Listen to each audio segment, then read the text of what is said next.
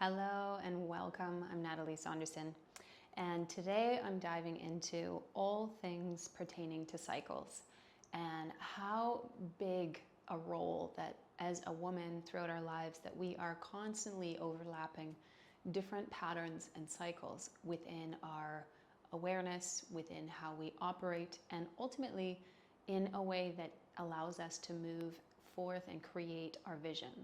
Now, our vision might be a personal vision, it could be a work-related vision, it could be a collaboration, but within how we operate as women, we are constantly governed and very, very intuitively guided by the cycles that also are reflected in nature.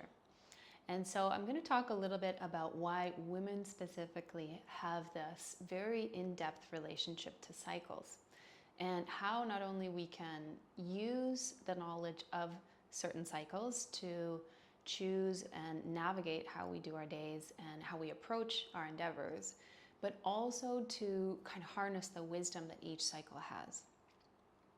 And I'm going to be speaking a little bit about the menstrual cycle. I'm going to be speaking about the cycles of nature. I'm going to be speaking about the cycles of manifestation. And I'm also going to be speaking about the cycles that you find yourself in your life. And so very loosely, if we look at anything that exists around us, there is a before, right? The before the creation of something, the seed, if you will, the intention, the thought. There is the birth, the beginning of it. And then there is the lifespan, if you will. And then there's the transition or the ending, or some might say the death of that particular experience, object, and then there's the rebirth, right? Because when we understand that no energy can ultimately be created or destroyed, we start to understand everything that happens in our lives as being very much a part of the overall bigger rhythm. And for women especially, this is something that I feel is very helpful when we can shift our perception of beginnings and endings away from being good or bad, and start to understand that there are so many lessons that are going to move through our lives, whether those are experiences, relationships, priorities, agendas, and just allowing each specific stage that we find ourselves in to have purpose. And that purpose might not be to last for any extended period of time, but that purpose is to give us an experience or a lesson that we will take into the next cycle or experience that we have. And very loosely, when we look at the way that women are built, and just from a physical level, right, we are experiencing this very cyclical hormonal pattern every single month.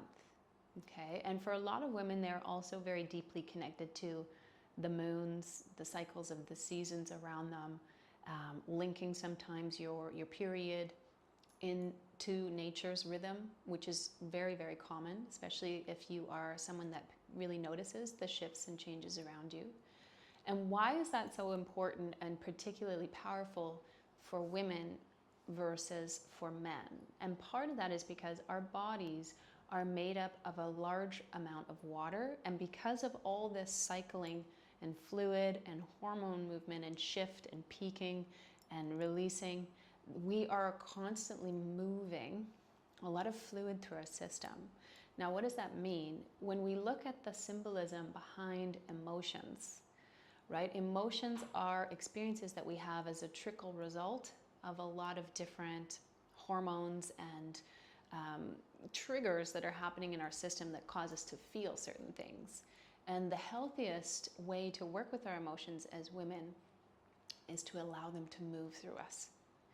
Okay, and that's not to say that men don't have that same ability to relate to their emotions, but women are naturally hardwired due to these cycles of different hormones that we experience monthly to have, let's say, a wider range of going out into the world, or let's say extroverted energy, and then specific times in the month where it's really necessary that we move inwards. And you can probably relate to this when you think of those times in your cycle that you're lower energy, or you're hungry, or you're more tired.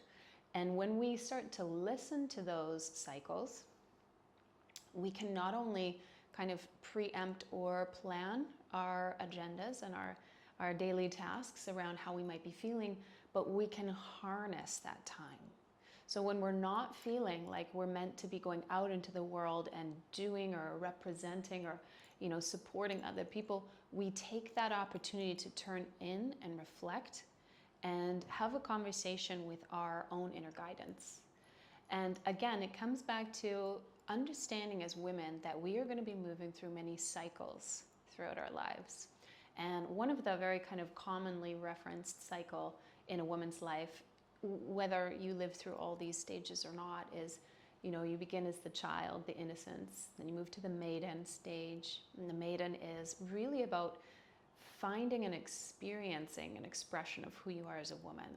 So there's still this sense of innocence that we have from childhood, but it's also starting to explore what it means and how you want to express and use your energy as a woman in the world. How do you want to show up?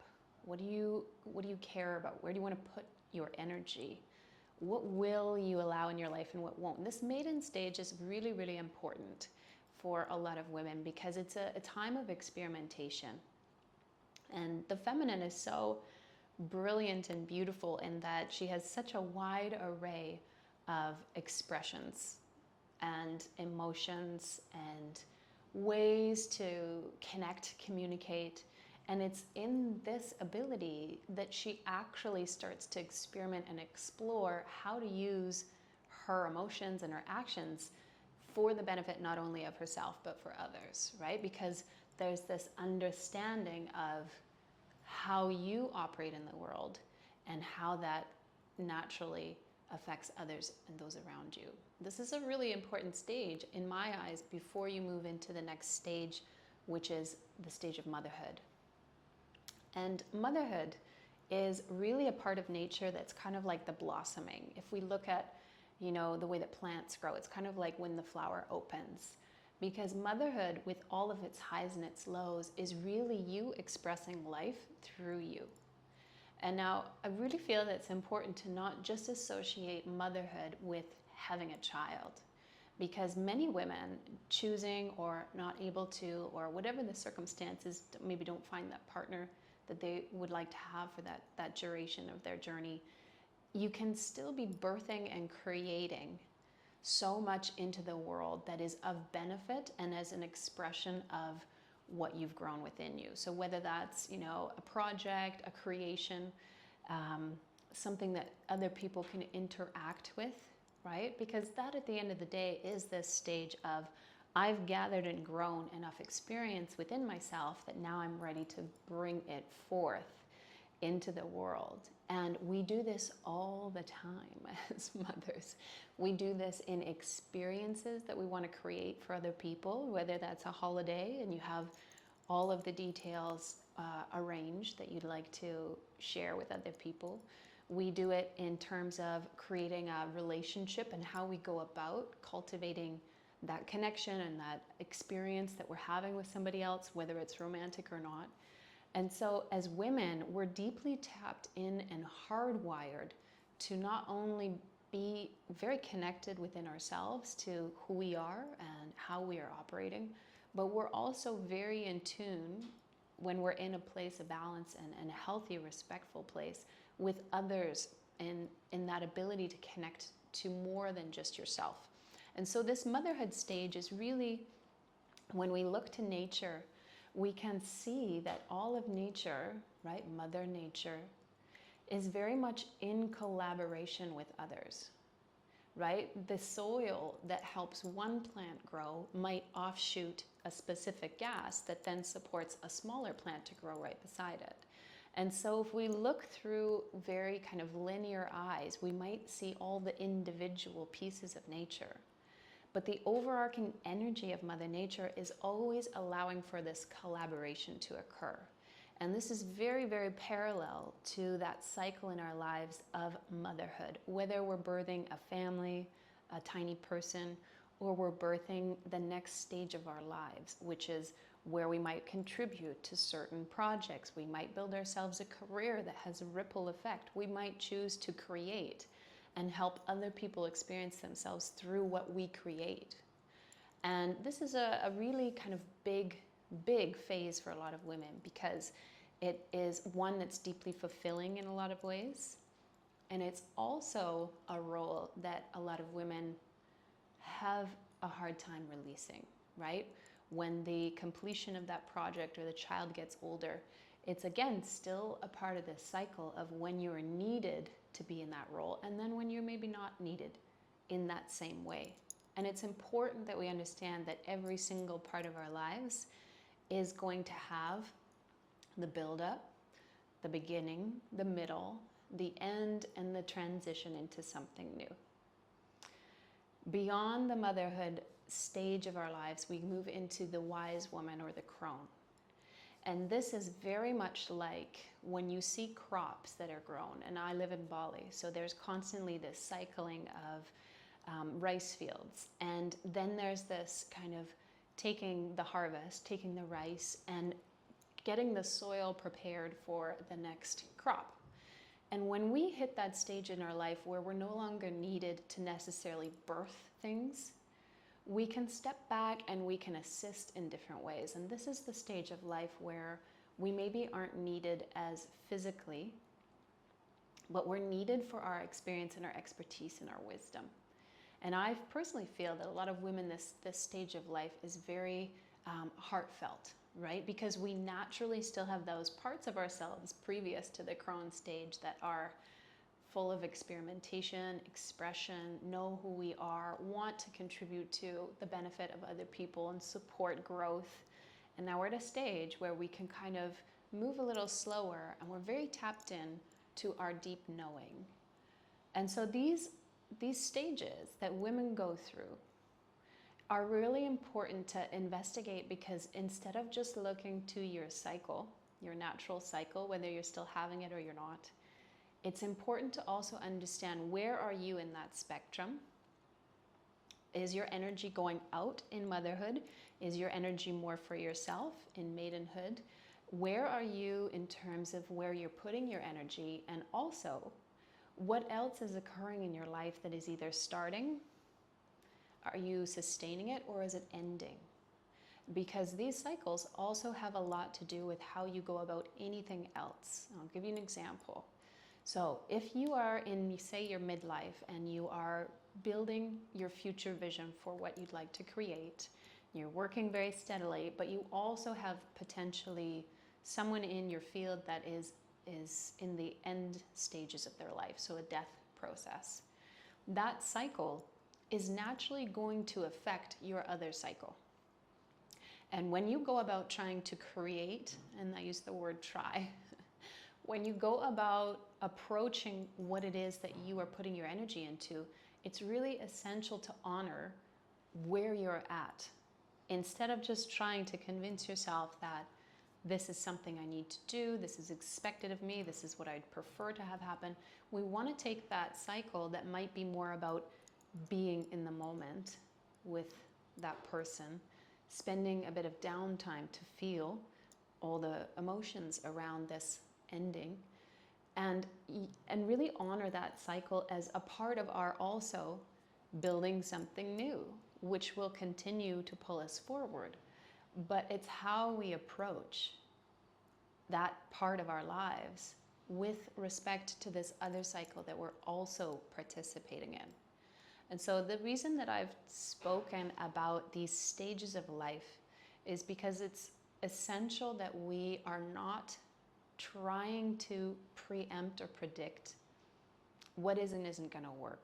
The best and most kind of essential thing that we can do as women is to deeply listen to what cycle we are currently in. So what is naturally in front of us? Who are we responsible for? What are our goals and dreams that we might have? Because chances are we have all these cycles overlapping each other.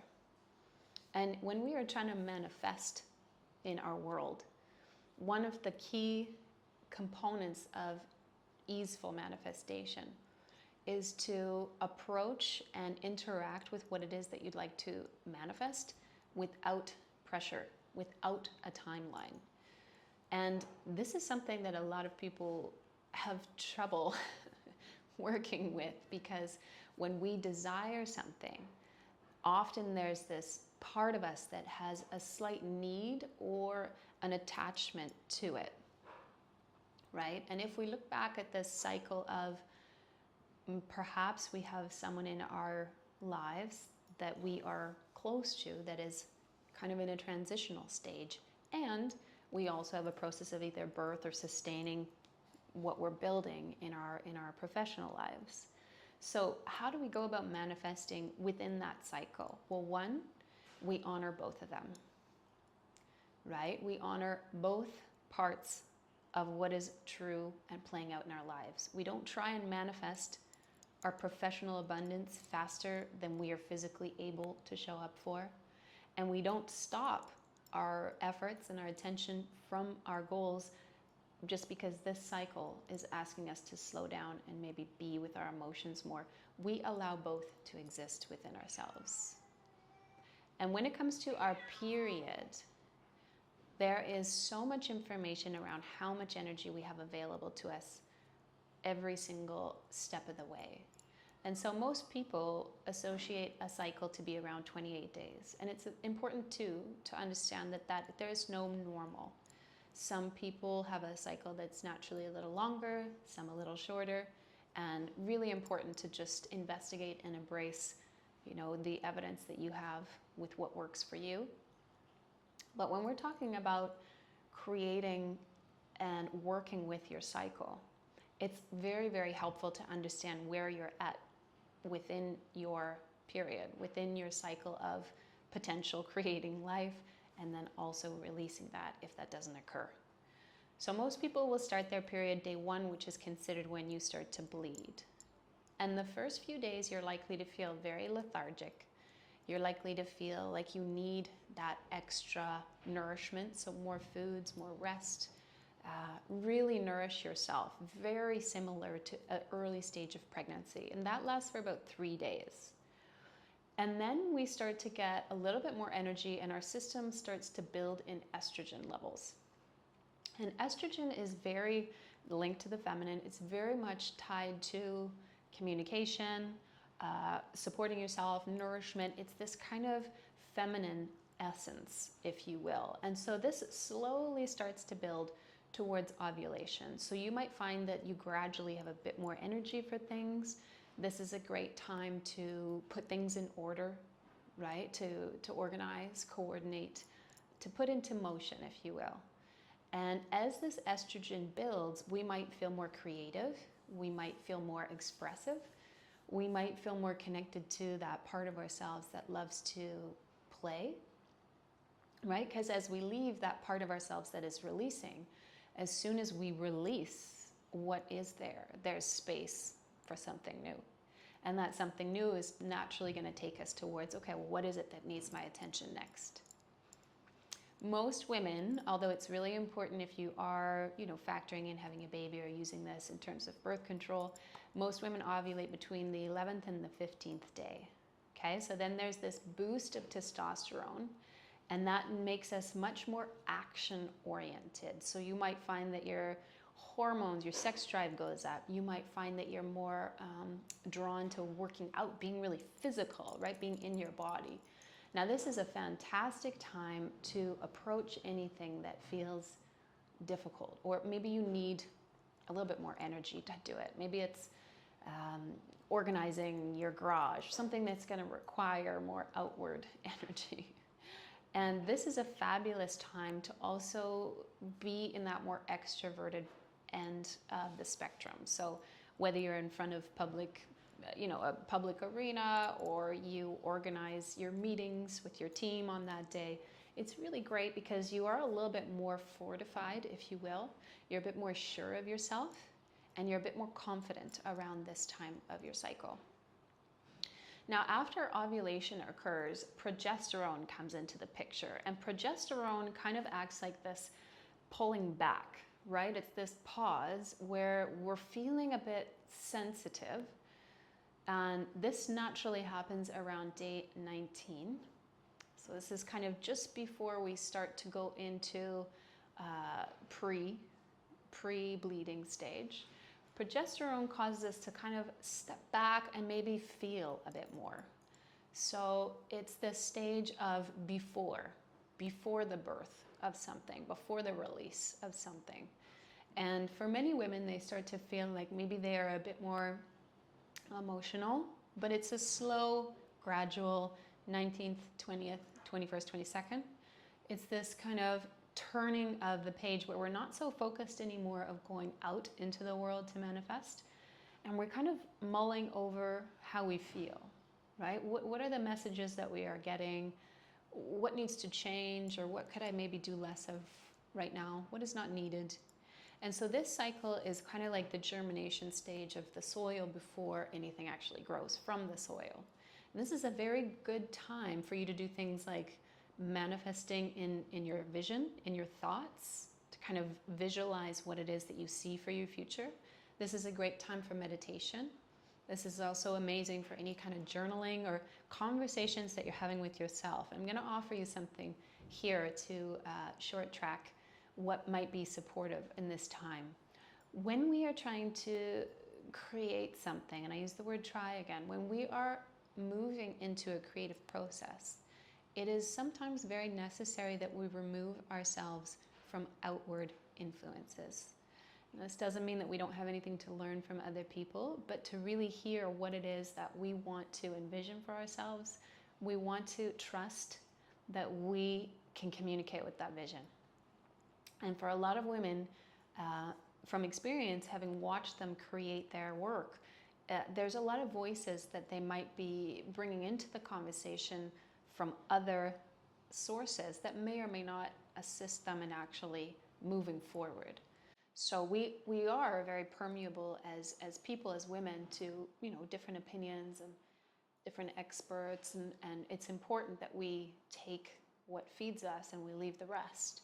But for this period where we start to really move in and listen to what it is that is supposed to happen next, outward action, that we're very careful about who we are around and who we are letting into this more vulnerable and sacred space and time of our cycle. As we are building up to the actual release of our ovulation has occurred, when we are ready to release and actually experience our period, those few days right before is a kind of heightening, almost like the flower again, full bloom, a heightening of who we are. So it might look like, and there's a lot of associations to, high emotionality. It might look like very fully expressed sentiments. It might look like more strong opinions about what you're experiencing. So there's this more full-bodied, if you will, version of who you are. How you express that and channel that is completely up to you. But it's kind of like the opposite of this more internal stage. And then there's a need to naturally go out and release. And this releasing that happens physically is also a great time to take things off your plate, to release tasks that are just not necessary, to leave conversations that, aren't the top priority for you at the moment. It's really to let your body go through this very natural purge and release. And some women, I think, really need to give themselves more permission to not do everything all the time.